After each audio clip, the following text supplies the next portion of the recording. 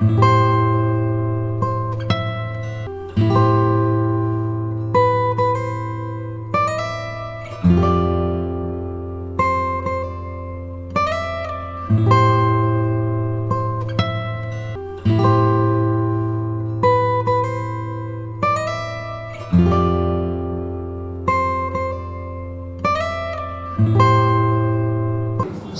పర్వదిన శుభాకాంక్షలు తెలియజేసుకుంటూ మరి ఈరోజు మనకి ఇంత చక్కని అవకాశం కల్పించినటువంటి ప్రజాపిత బ్రహ్మకుమారి ఈశ్వరి విశ్వవిద్యాలయం ప్రతినిధి బృందం, ప్రధానంగా పికే రామేశ్వరి రామక్కయ్య గారు, అదేవిధంగా సత్యవతి అక్కయ్య గారు, వారి బృందం మన నేటి కార్యక్రమానికి ముఖ్య అతిథిగా ఇచ్చేసినటువంటి ప్రియ సోదరులు, మహావిశాఖ నగరపాలక సంస్థలో జాయింట్ డైరెక్టర్ స్థాయికి ఎదిగినటువంటి గొప్ప మనిషి, సంక్రాంతి పర్వదిన శుభాకాంక్షలు తెలియజేసుకుంటూ, సంక్రాంతి అంటేనే సర్వం శుభకరం, తెలుగునాట అతి పెద్ద పండగ.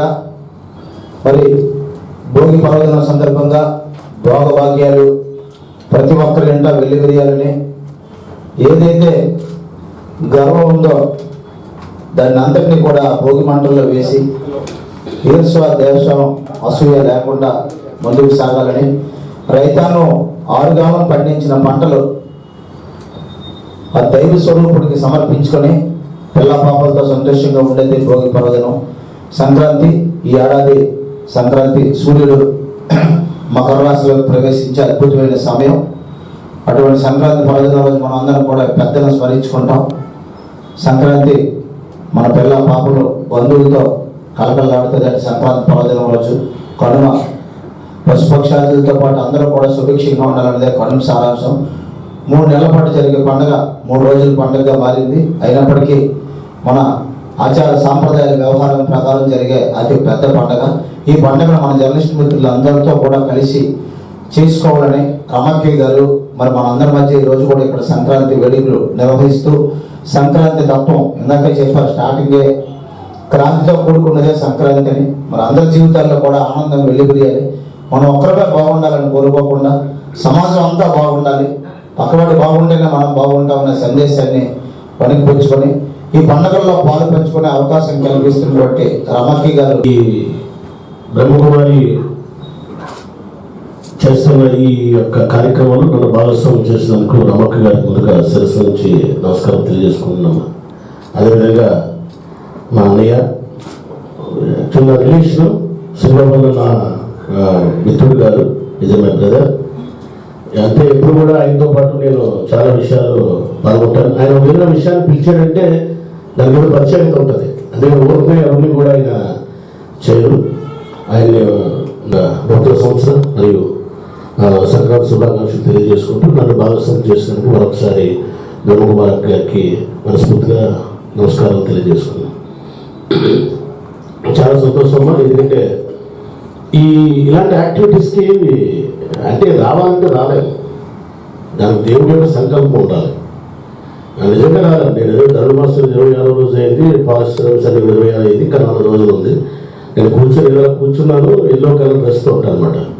అంటే నేను ఫోన్ చేసి ఒకసారి బ్రహ్మకుమార్కు, ఇక నాకేంటో తెలియదు, ఇంతకంటే పెద్ద పెద్ద ప్రోగ్రామ్స్ పిలుస్తారు, ఇక్కడ ఎక్కడికి వెళ్ళాలన్నా బ్రహ్మకుమార్ కలగానే దైవత్వంతో కూడుకున్నది ఏమో ఆవిడ దర్శిస్తే ఇంకా మనం ఉన్నత స్థాయికి వెళ్తాము, ఆవిడ ఆశీస్సులు ఆదుకుంటాయని చెప్పి మనిషి ఏ స్థితిలో ఉన్నా సరే మీరు రావడానికి ప్రయత్నిస్తున్నామా, ఎప్పుడు కూడా అలాగే ఉండాలని మీ ఆశీస్సులు ఉండాలని కోరుకుంటున్నాం. అయినప్పుడు కూడా ఇది సంకల్పం చాలా గొప్పది. ఎందుకంటే ఇప్పుడు దాకా సోదరుడు మా గంట శ్రీబాబు కూడా చెప్పారు సంక్రాంతి గురించి, కరెక్ట్. అది అద్భుతమైనటువంటి అందాల పండుగ, కనువిందు చేసేటువంటి పండుగ సంక్రాంతి పండుగ, మహా సంక్రాంతి పెద్దల పండుగ. ఇది భారతవాసీలకు దీపావళి తర్వాత ఈ పండుగ అతి పెద్ద పండుగ, పెద్దల పండుగ, పితృదేవతల పండుగ ఇది మనం జరుపుకుంటూ వస్తున్నాం. అయితే ఈ పండుగ ఎందుకు జరుపుతున్నాం అంటే మనం అందరం కూడా మన ఆచార సంప్రదాయాలను, విధి విధానాలను మర్చిపోకుండా ఉండేందుకు, మన చుట్టూ ఉండేటువంటి వాతావరణాన్ని వీటన్నింటినీ కూడా పర్యావరణ రక్షణ కోసం, మన సాంప్రదాయబద్ధమైనటువంటి పిండి వంటల్ని మర్చిపోకుండా సాంప్రదాయబద్ధమైనటువంటి వస్త్రధారణం, వేషభాషలు వీటన్నింటినీ కూడా మన పురాతన ప్రాచీన సంస్కృతి, ఆ ఆది సనాతన దేవీ దేవతల యొక్క సంస్కృతిని సంస్కారాలుగా మలుచుకోవడం కోసమే ఈ మహాసంక్రాంతి పండుగే కాదు అన్ని పండుగల్ని కూడా జరుపుకోవడంలో గల ఆధ్యాత్మిక రహస్యం అది. ఈ సంక్రాంతి పండుగ అంట మూడు నెలల పండుగని 3 రోజుల్లో ముచ్చటగా జరుపుకుంటున్నాం.